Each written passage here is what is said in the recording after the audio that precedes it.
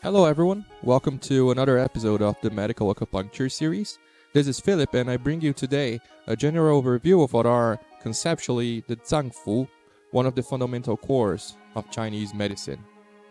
Well, let's go straight to finding a simple answer to this question, on which we can elaborate further. The usual translation to Zang Fu we find everywhere is that of organs, but we have to be very careful at this, because it may cause the interpretation of the Zang Fu being the same as the organs in the Western concept, such as the pancreas, the brain, kidneys, and so on. There are, however, some similarities between the entities, which will be discussed in the videos where each Zang is explained in detail. Also, one important idea is that the Zang are not just organs, but should be seen as both an anatomical structure and a functional network, which means that it carries a much more complex meaning, even more than just an anatomical structure and a functional network. Introducing them, there are 5 Zang and 6 Fu. Namely, they are as it follows.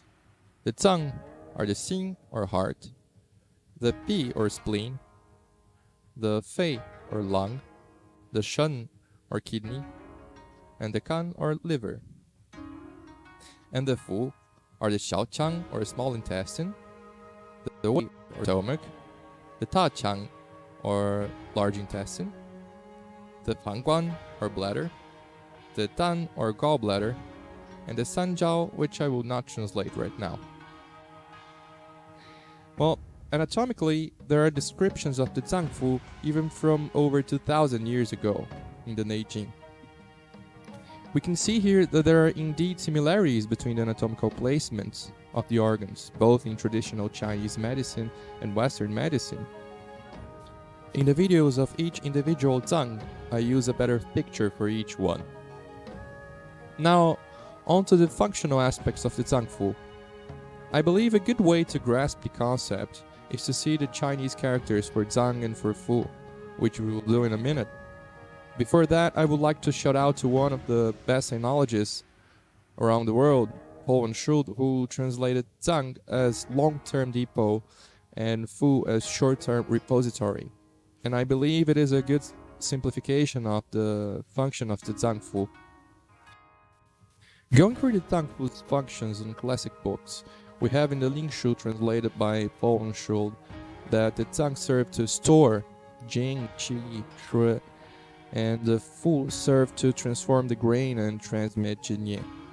In the Suwan, according to a passage in the Practical Dictionary of Chinese Medicine by Nigel Wiseman, the Zang store essential qi and do not discharge waste, thus they are full, but cannot be filled. And the Fu process and convey matter, and do not store, thus they are filled, but are not full. And now on to the ideograms. The original ideogram for Zang was actually Zang, which means to store. And to differentiate, the signifier for flesh was later added, resulting in the Zang ideogram as came to be known in traditional Chinese. And for Fu, the meaning of house, the mansion or an official residence, which later came to be translated as palace. And it's the same Fu as in the name of the Governor Wei's 16 point, the Fang Fu, the Wind Palace. And the same signifier was added to differentiate as well. And in simplified Chinese, this is Zang Fu.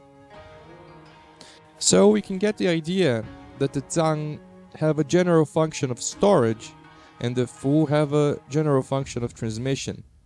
And we will see that some Zang have functions also related to transmission when we talk about each of them individually. And now I would like to bring a subject to the table, which is extraordinary Fu. The extraordinary Fu, or Qi Han Zhi Fu, are the brain, the bones, marrow, the vessels, the gallbladder, and the uterus.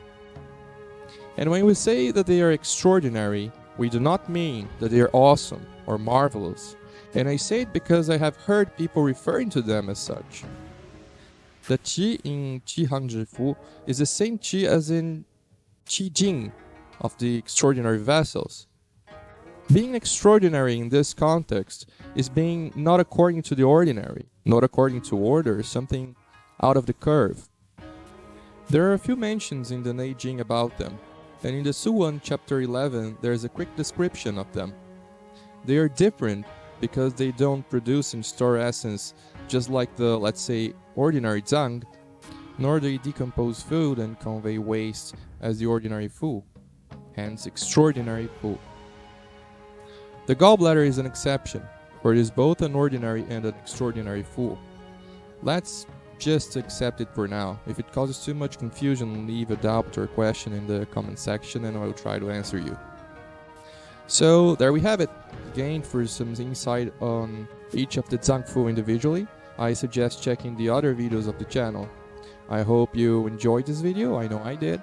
Leave questions in the comment section below and suggestions are also much appreciated. Thank you very much for the attention and see you next time.